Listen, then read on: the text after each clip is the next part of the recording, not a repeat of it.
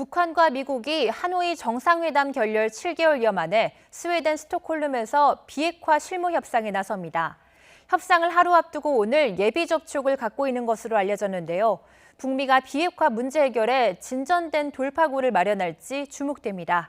국제부 연결합니다. 김태영 기자. 네, 국제부입니다. 네, 북미가 오늘 만나고 있다는 소식 들어왔습니까? 네, 북미 양측 대표단이 스톡홀름에 있는 스웨덴 외교부 청사에서 만나고 있다는 소식이 들어와 있습니다.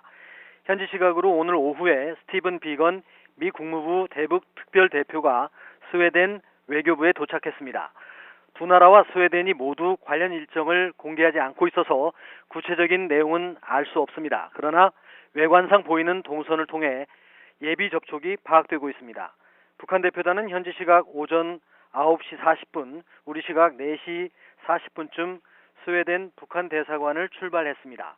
권정근 전 외무성 미국 담당 국장으로 보이는 인물과 정남혁 미국 연구소 연구사 등 6명이 검정색 승합차를 타고 떠났습니다. 북한 측 대표인 김명길 외무성 순회대사의 모습은 보이지 않았습니다.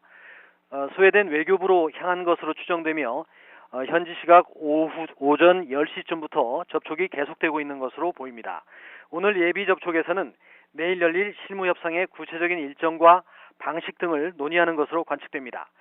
차석 대표인 권정근 전 국장과 마크 램버트 대북 특별 부대표가 예비 접촉을 주도하고 있는 것으로 추정됩니다.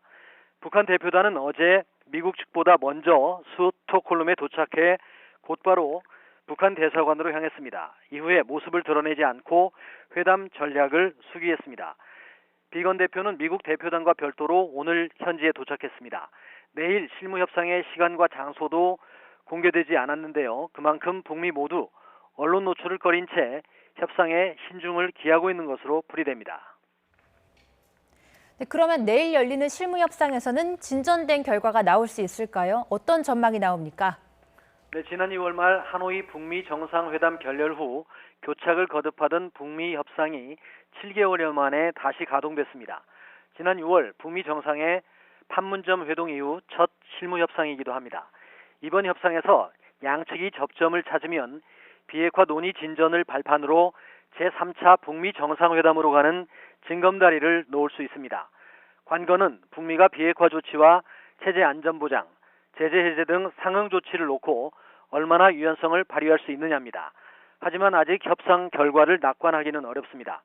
북한은 미국에 새로운 계산법을 요구했고 SLBM을 시험 발사하는 등 압박의 강도를 높여왔습니다. 트럼프 미국 대통령은 강경파인 볼턴 보좌관을 경질하는 등 북한에 긍정적인 신호를 보내기도 했지만 완전한 비핵화 목표와 제재 유지 방침에는 변화가 없습니다. 미국 인터넷 매체 복스는 미국이 이번 실무협상에서 내놓을 새로운 방안을 보도했습니다. 북한이 영변 핵시설을 검증 가능하게 해체하고 추가 조치를 내놓는 대가로 석탄과 섬유 수출 제재를 36개월간 보류한다는 것이 골자입니다. 미국 국무부는 그러나 이 같은 방안을 전면 부인했습니다. 북미 간에 다시 치열한 줄다리기가 예상되는 가운데 내일 하루로 예정된 실무협상이 연장될 가능성도 제기되고 있습니다. 지금까지 국제부에서 전해드렸습니다.